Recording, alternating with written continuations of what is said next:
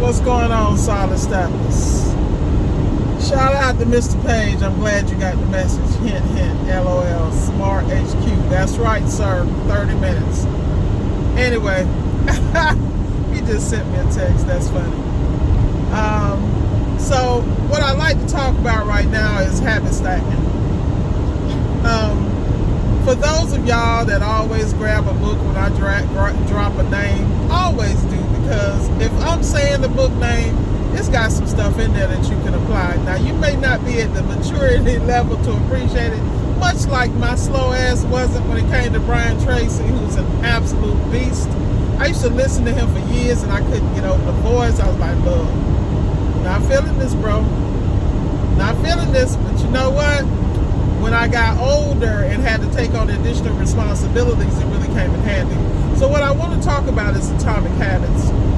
Right now, I'm revisiting the book. I was on a panel, and I was a part of a discussion about it. And so I want to talk about something that I'm listening to today that he's talking about, which is habit stacking. I really recommend, I don't care if y'all get the Cliff Notes, but the beautiful part about listening to the book while you're riding along or doing things, you can listen to, like I'm making a habit, as I'm listening to a book, I've listened to it once. My second time around, I'm listening to the chapters twice, meaning once I finish chapter 2, I start chapter 2 over again, because I'm reiterating what I'm getting. Because the reality is the best way to learn is actually to sit down and take meticulous notes per chapter. You know, and the reason you want to do that because it activates your reticular activation system. That gives you the ability to complete your goals. You know, gives you a 70-90% chance, a greater chance of completing those goals. So the thing I love about habit stacking, what Mr. Clear is talking about, he talks about how you already have habits that you do every day. Like prime example, he was talking about himself.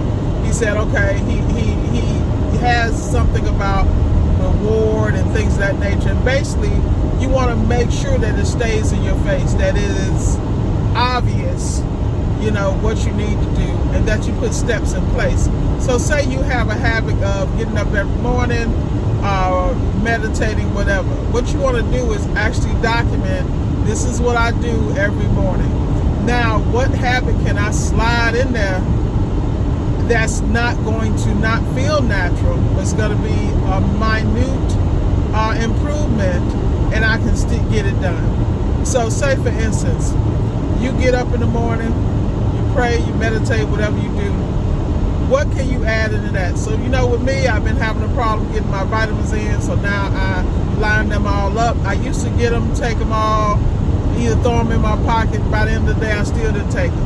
So what he basically talks about is putting things in places where you get it done. He was talking about how he was, every time he went to lunch, you know, if he's working from home or what have you, before he started lunch, he would do push-ups to get in parts of your workout in the day.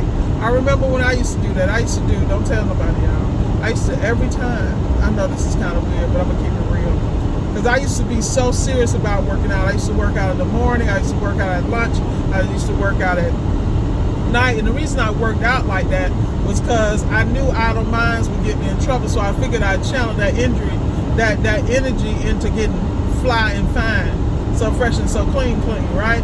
So I said all that to say, what I used to do, and this is so funny, every time I would have to go to the bathroom, like if I went to a restroom, I would do, you know how they have the bars and stuff in there in the restrooms? I'd make sure I get a handicap stall, right? And I would do squats and I would do angle push-ups from the bar. And I would do 10 squats and then I'd do my push-ups from the bar.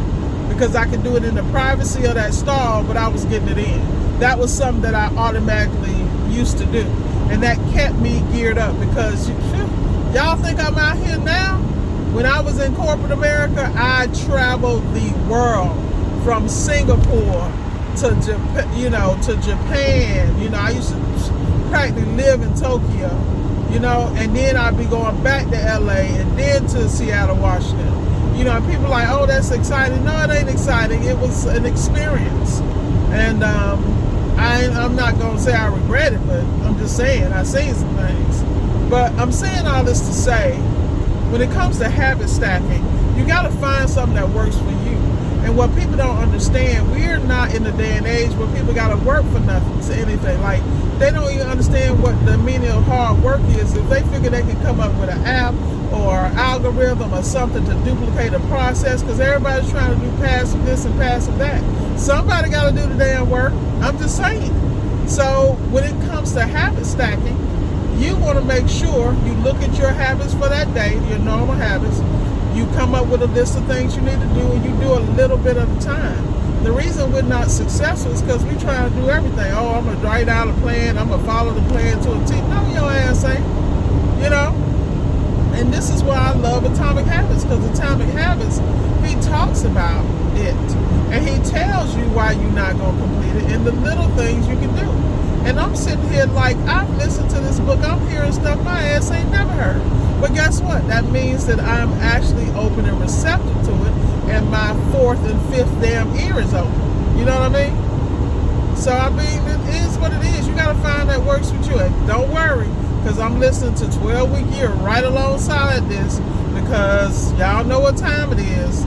You know, we talked about it on Appliance Alliance this morning. We talked about how difficult it was to get things done, and how, you know, things get rushed to the end of the year, and, you know, that's when, you know, in most companies, the most profitable quarter is the last quarter, because everybody know they got shit to do.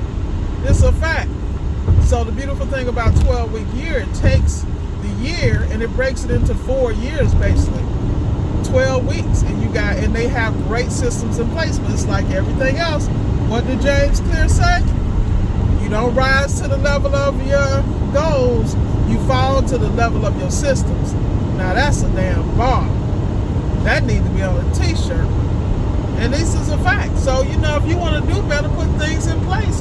And this stuff is free. This is just using your brain and taking a couple of extra steps. And then we also mentioned Good to Great by Jim Collins. That's a phenomenal book. You hear people quote it all the time. Put the right people in the right seats on the bus, and stuff will go smoothly. And in most organizations, most people are not in their area of expertise. They may have leveled up to a certain position, but that ain't where their heart and their passion is. So you're getting half-assed to work. You trying to put a square peg in a round hole. But hey, I digress. Who am I? I'm just some wild-ass chick on YouTube talking smack, and y'all enjoying it, but I appreciate you. To all my subscribers who love some crazy-ass Miss Ward, you know I love you too, because we about it. We in the real world. Yes, we are, and we are too blessed to be stressed. So with that said, I done talked enough smack. Time for me to get back in the zone. Love you guys. Y'all stay safe, stay blessed, stay covered, and stay clear about your goals. Because you can do anything you put your mind to. Trust me, get rid of them damn distractions. You'd be surprised what happens. Oh yeah, by the way, the more successful you get by the world standards, the more distractions you get. See y'all later. Y'all have a great Friday.